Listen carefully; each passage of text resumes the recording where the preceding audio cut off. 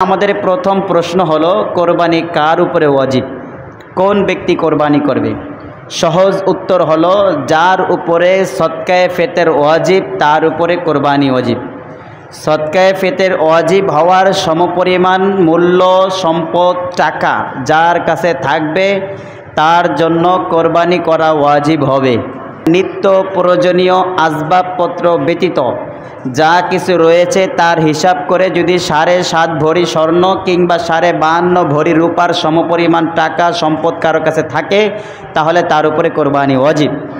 স্বর্ণ এবং রূপার ক্ষেত্রে এটা ব্যবহার করুক আর না করুক এটা ধর্তব্য হবে। তাহলে আমরা যদি হিসাব করি 52.5 ভরি রূপার দাম, বর্তমান বাজারে রূপার দাম আছে ভরি প্রতি 1300 টাকা। গতকালকে আমি জিজ্ঞেস করছিলাম, বাজারেও জিজ্ঞেস করে নেবেন, আপনারা সেই হিসাবে হিসাব করে নেবেন। কোরবানি যে ওয়াজিব এটা শুধুমাত্র পুরুষদের জন্য নাকি নারীদের জন্যও? নারীদের জন্যও। তাহলে কোনো নারীর কাছে যদি এই পরিমাণ সম্পদ থাকে তার উপরে কোরবানি ওয়াজিব হবে। স্বর্ণ সে ব্যবহার করুক আর না করুক, কারো কাছে যদি শুধুমাত্র 7 ভরি স্বর্ণ নাই, কারো কাছে যদি শুধুমাত্র 52 ভরি রূপা নাই, তাহলে কি আছে? ধরেন তার কাছে 8 আনি 16 আনি যাতে 1 ভরি হয়, কারো কাছে 8 আনি স্বর্ণ আছে, এরপরে কয়েক ভরি রূপা আছে, এরপরে তার কাছে নগদ 20,000 টাকা আছে, এরপরে সংসারে আরও অতিরিক্ত কিছু জিনিস আছে। তাহলে এবার হিসাব করে দেখেন কাদের উপরে কোরবানি ওয়াজিব আর কাদের উপরে কোরবানি ওয়াজিব না। এজন্য সহজ কথা হলো যাদের উপরে সদকায়ে ফিতর ওয়াজিব তাদের উপরে কোরবানি করা ওয়াজিব। কথা কি আমার বুঝতেছেন আপনারা? ঘুমায়েন না, এই মাসালাগুলো আমরা অনেকেই জানি না, যার কারণে সমাজের অনেক মানুষ কোরবানি করে না। সুতরাং যাদের উপরে কোরবানি ওয়াজিব হবে তাদেরকে অবশ্যই কোরবানি করতে হবে।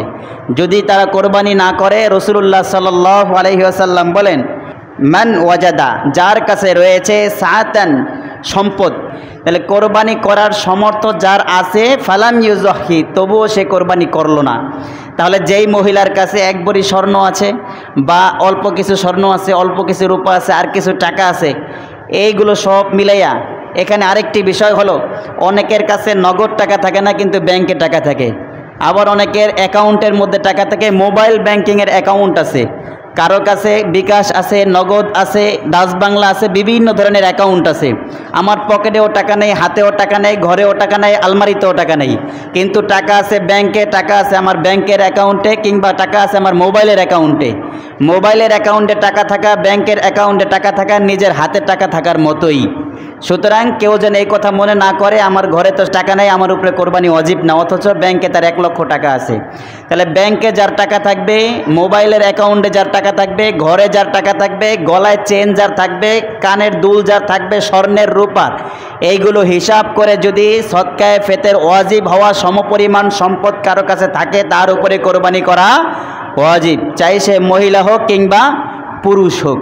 আল্লাহ তাআলা আমাদের সকলকে সহি বুঝ দান করুক, সবাই বলে আমিন।